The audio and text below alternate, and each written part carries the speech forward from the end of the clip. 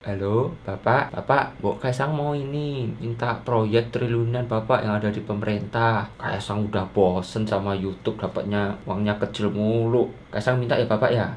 Opo tole, mau sukses sama kaya ya kerja keras toh. Mosok pengen penak etok. Sana ngurusin Markobar sana. Markobar itu bukan punya aku Bapak. Oh, bukan toh. Bukan Bapak, bukan. Dek, Bapak ada pesan yang penting buat kamu. Kenapa kok Bapak jadi serius gini toh? Dengerin Bapak. Bapak minta pulsa ya. Pulsanya Bapak habis. Oh, foto Pak nggak cetok. Emangnya masih zaman minta proyek sama orang tua yang di pemerintahan. Dasar deso. Ini kayaknya harus disensor, jadi kita ulang. Dasar ya, sekarang udah disensor jadi lebih sopan. Malu dong sama embel-embel gelar yang kalian dapat dari kuliah, apalagi kuliahnya di luar negeri. Balik ke Indonesia bukannya membangun Indonesia untuk lebih baik, malah ngehancurin. Dasar katanya mau berbakti buat nusa dan bangsa, tapi yang ada apa? Malah ngancurin semuanya. Bukan begini caranya untuk membangun Indonesia yang lebih baik.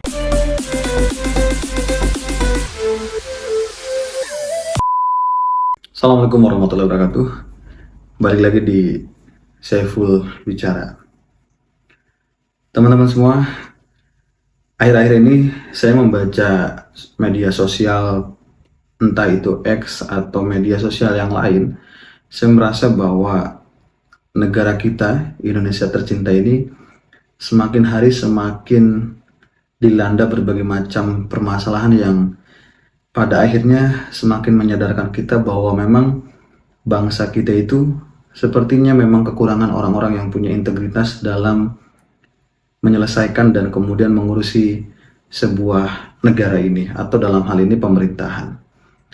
Berbagai macam permasalahan yang hadir, dari mulai yang katanya masalah toleransi sampai pada masalah kesejahteraan ekonomi, yang kemudian berujung pada akhirnya negara meminta iuran dari rakyat yang bunyinya adalah tabungan pembangunan atau tabungan perumahan rakyat.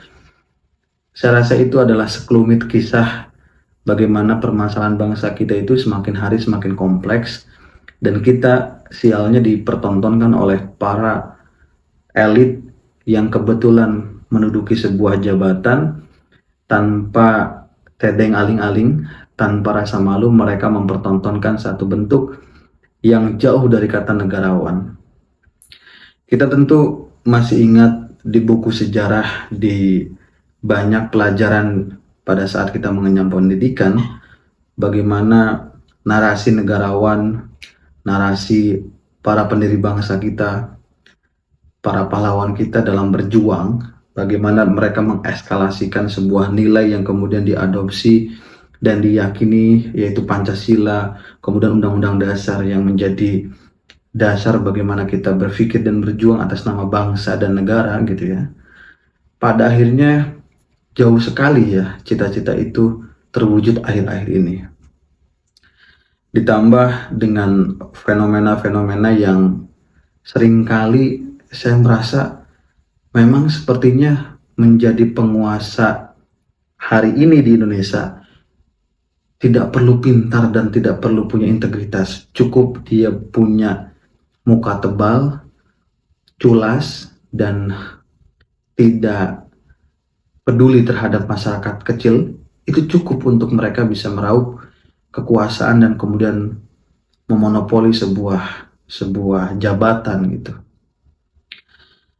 Apakah kemudian pertanyaannya, ketika ini sebenarnya saya buat video saya buat konten ini sepulang dari saya diskusi gitu. Pertanyaan besarnya adalah yang tadi sempat saya lontarkan ke rekan diskusi saya. Apakah kemudian kita masih punya harapan terhadap Indonesia yang hari ini seperti ini? Kemudian rekan saya menjawab bahwa ya boleh jadi memang ini sebagai sebuah kondisi di mana ya udah sekalian hancur aja gitu. Tapi ketika ada kalimat ya udahlah Indonesia sekalian hancur begitu saja, saya merasa ini satu bentuk kegagalan kita dalam bertanggung jawab untuk kemudian menyelamatkan dan merawat Indonesia. Kenapa? Ya, bangsa kita hari ini kondisinya seperti ini juga mau tidak mau adalah salah satu sumbangsinya dari kita gitu. Kalau kita melihat bahwa kondisi politik kita tidak ramah terhadap anak muda, tidak ramah terhadap perubahan-perubahan yang baik gitu ya, yang menurut kita kebijakannya jauh lebih baik, ya itu semua kan hasil daripada apa yang kemudian teman-teman pilih dan termasuk saya juga jalani gitu ya. Terlepas mungkin dari kita punya afiliasi terhadap dukungan di Pilpres kemarin pada pasangan yang mana gitu ya. Tapi kondisi ini mau tidak mau harusnya kita juga sadari bahwa ada sumbangsih dari kita pribadi yang kemudian mendorong percepatan negara ini menjadi negara yang masalahnya sangat kompleks sekali. Mari kita neruntut, dan berhubung ini masih bulan Juni gitu ya, dan bulan Juni erat kaitannya dengan Pancasila, saya rasa nilai-nilai yang ada di 5 sila di Pancasila itu menjadi satu refleksi yang kemudian sepertinya hari ini nilai-nilai itu sudah tergerus, atau bahkan seringkali kita dipertontonkan oleh elit dan penguasa yang jauh sekali dari sebuah nilai yang ada dalam Pancasila. Bagaimana mungkin kita bisa bicara tentang ketuhanan yang Maha Esa ketika toleransi beragama kita kemudian sangat minim sekali, dan kemudian ketika ada yang berbeda agama, berbeda keyakinan, kita mempermasalahkan itu. Padahal itu keyakinan yang memang setiap pribadi punya keyakinan masing-masing yang pada dasarnya ya sudah, kita harusnya saling menghormati gitu. Kemudian bagaimana mungkin kita bicara tentang kemanusiaan yang adil dan beradab ketika kita melihat berbagai macam kasus yang pada akhirnya membuat masyarakat kita menjadi sangat terbebani, menjadi mereka yang kemudian punya gesekan horizontal ataupun vertikal gitu ya. Dan ditambah contoh-contoh yang dekat saja, misalkan kasus Wadas, kasus Kendeng gitu ya, kemudian kasus Rempang, kasus-kasus agraria yang tidak selesai gitu, yang kemudian itu meniadakan bagaimana harusnya penyikapan terhadap manusia itu seperti apa, memposisikan masyarakat kita seperti apa, masyarakat adat seperti apa diposisikan. Banyak hal yang kemudian saya rasa sila demi sila di Pancasila itu hari ini sudah sangat jarang kita lihat sebagai bentuk yang diperjuangkan oleh para penguasa. Dan lagi-lagi kita mau tidak mau harus merefleksikan bahwa memang kondisi bangsa kita dan penguasa hari ini seperti ini ya salah satunya karena sumbangsi kita.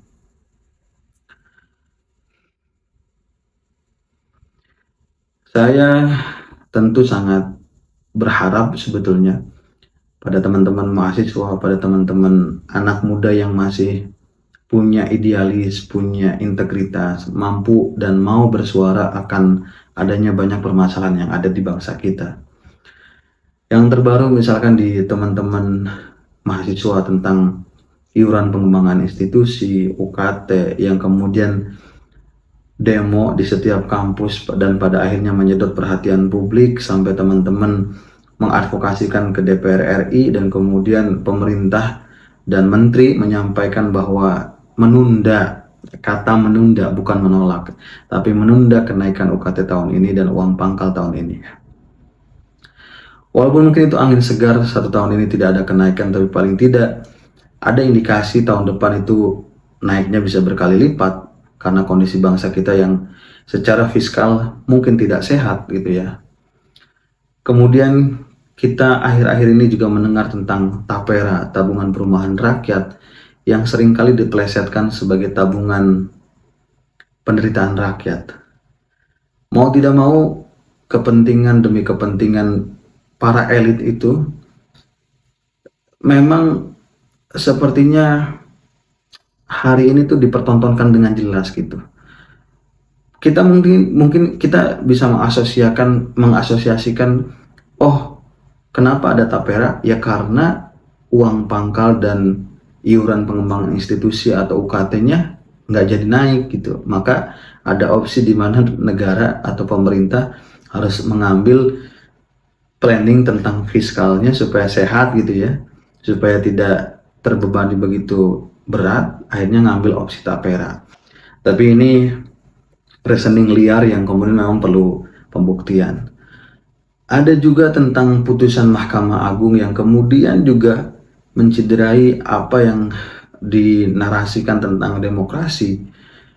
Dulu banyak orang berbondong-bondong mendukung Jokowi yang lahir dari masyarakat sipil, lahir dari pengusaha mebel gitu ya, yang kemudian diharapkan dengan kampanye sederhananya yang tanpa menuliskan glorifikasi tentang siapa dia, tapi diglorifikasi tentang kesederhanaannya, dan kemudian lantas masyarakat banyak berharap dan berbondong-bondong mendukung Jokowi, dan akhirnya mengapresiasi bahwa seorang pengusaha mebel saja bisa jadi presiden, maka mimpilah setinggi mungkin layaknya Jokowi gitu. Tapi pada akhirnya kita melihat fenomena yang kemudian 360 derajat berbalik gitu ya, bagaimana kekuasaan melenakan dan kemudian membuat orang semakin haus akan kekuasaan gitu ya. Ya terbukti dengan keputusan MK gitu ya tentang bagaimana batas usia capres dan cawapres. Kemudian hari ini tentang Mahkamah Agung yang sempat tadi di awal saya singgung, tentang keputusannya yang kemudian meloloskan batas usia minimal gitu ya, calon kepala daerah itu atau gubernur ketika pelantikan 40 tahun, bukan pada saat pendaftaran. Yang kemudian disinyalir karena Kaisang, anaknya Jokowi lagi-lagi gitu ya, yang masih berusia 29 tahun dan Desember baru usia 30 tahunnya, maka banyak sekali asumsi yang kemudian mengarah pada ini tuh kepentingan untuk memajukan Kaisang, dan proyeksinya adalah 2029 tentang bagaimana mereka bertarung di Pilpres. Terlepas bahwa ada beberapa elit di PSI, kemudian di beberapa elit negara yang pro terhadap Jokowi yang kemudian menyatakan jangan kaitkan keputusan MA dengan keluarga Jokowi termasuk Kaisang gitu ya. Ya kita tidak bisa kemudian sebagai masyarakat tidak menafsirkan itu kan. Kenapa? Ya karena memang momentumnya dekat sekali dengan kemudian pilkada, dengan kemudian yang mengajukan juga dari partai Garuda kalau tidak salah, yang syarat akan kepentingan dengan keluarga Jokowi gitu. Di sisi lain juga ini adalah percaturan yang kemudian seringkali menarasikan sebuah kekuasaan memang melenakan gitu. Dan kalau kemudian kita asosiasikan dengan sosok Gibran dan Kaisang yang seringkali dibantah oleh Pak Jokowi sendiri ketika di awal-awal kepemimpinan beliau gitu, beliau membantah bahwa Kaisang dan Gibran itu akan masuk ke politik karena mereka senang berbisnis dan berwirausaha gitu ya, berdagang dan sebagainya. Bahkan sampai ada video yang coba saya tayangkan di awal, video tentang seberapa seberapa inginnya seorang Kaisang menunjukkan bahwa dia bukan tipe-tipe orang yang banyak di Indonesia ketika orang tuanya berkuasa kemudian mereka menikmati privilege kekuasaan itu. Bahkan Kaisang itu membuat videonya, kalau tidak salah hari gini masih minta proyek sama Bapak Ndeso gitu ya. Dan saya rasa mungkin Kaisang perlu menonton ini kembali gitu dan merefleksikan bahwa video ini tuh dibuat untuk siapa sebetulnya. Apakah memang dia mencoba menjadi visioner bahwa memang nanti pada akhirnya saya harus mengingatkan diri saya pribadi supaya tidak akan masuk pada kekuasaan di mana orang tua saya masih jadi presiden. Dan kalau itu ada dalam hati dan pikiran saya akan nonton video saya gitu. Tapi sepertinya hari ini tidak demikian. Hari ini Kaisang tidak akan menerima ocehan-ocehan bahwa dia pernah bikin konten atau video yang kemudian mencerminkan narasi yang baik dalam konteks berpolitik selagi kekuasaan keluarga itu sedang bercokol gitu. Tentu kita berharap banyak pada orang-orang yang masih punya idealisme, partai-partai politik yang masih punya narasi kepentingan terhadap masyarakat. Tapi di sisi lain kita juga dipatahkan harapan itu dengan kondisi yang ada, balik lagi gitu ya. Kenapa? Karena pada faktanya di lapangan hari ini contoh-contoh negarawan yang kemudian dicontohkan oleh para pendiri bangsa kita itu hari ini sama sekali sulit untuk kita temukan pada para politisi dan para pejabat publik itu. Sulitnya kenapa? Coba teman-teman perhatikan berapa banyak menteri yang tersandung kasus korupsi, berapa banyak orang-orang elit yang kemudian pada akhirnya melacurkan diri pada sebuah pragmatisme kekuasaan kelompok atau kekuasaan pribadi. Yang terbaru misalkan kayak SYL, Syahrul Yassin Limpo, yang kemudian dengan terang-terangan bagaimana anak bahkan cucunya serta biduan disokong oleh uang-uang dari keringat-keringat rakyat yang kemudian masuk lewat jalur Kementan dan kemudian mereka sedot habis-habisan.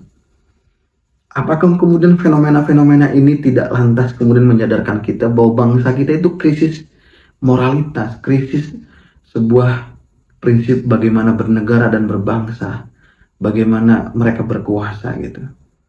Jadi kalau hari ini kita masih melihat bahwa ini satu fenomena yang biasa-biasa saja, ya sepertinya kita juga harus diperiksakan gitu ya. Harus harus belajar untuk merefleksikan.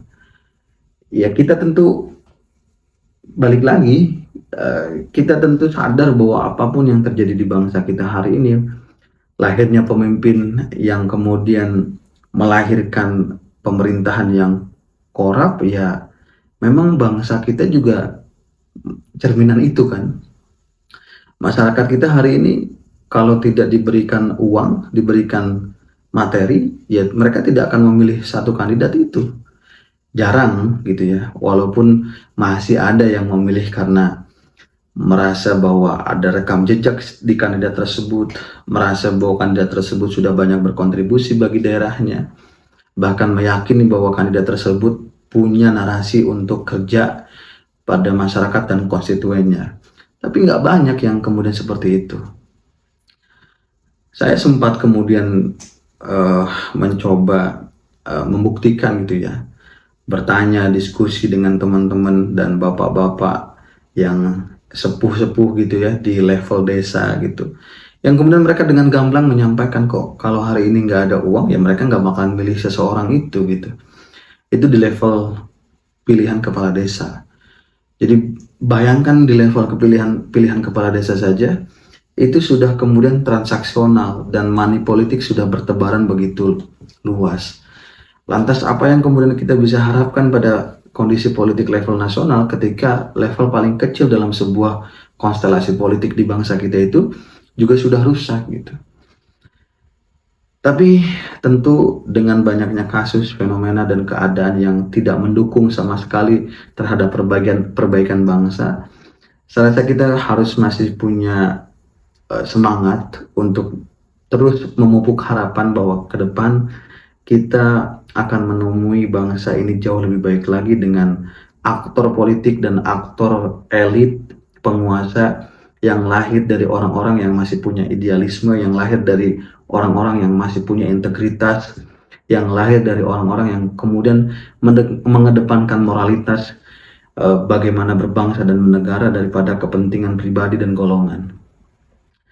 Ya, ini adalah refleksi bagaimana di hari atau di momen-momen bulan-bulan lahirnya Pancasila ini kita coba merefleksikan sila-sila yang kemudian terpatri dengan jelas di Pancasila itu, apakah kemudian kita temukan di bangsa kita hari ini lewat penguasa dan pemerintahan yang ada, atau justru mereka adalah orang-orang yang dengan jelas dan dengan lugas mematikan nilai-nilai Pancasila dalam 5 sila itu.